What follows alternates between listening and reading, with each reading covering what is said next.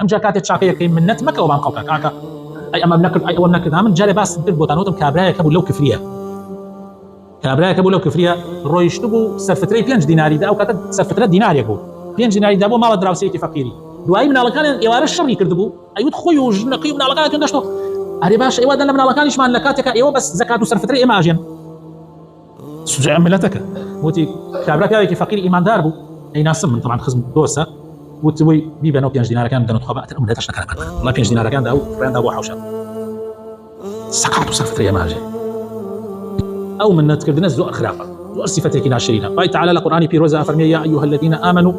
لا تبطلوا صدقاتكم بالمن والاذى خير كانت ان بطال مكنوا بمن نتكردن بازارداني برامبر كشاكيتي برامبرك تو بارك دا بخشي بلان بوي بخشي خلق بياوي كي شاكا هيك في الشيء كي تياني بكون يكي في الشيء مكن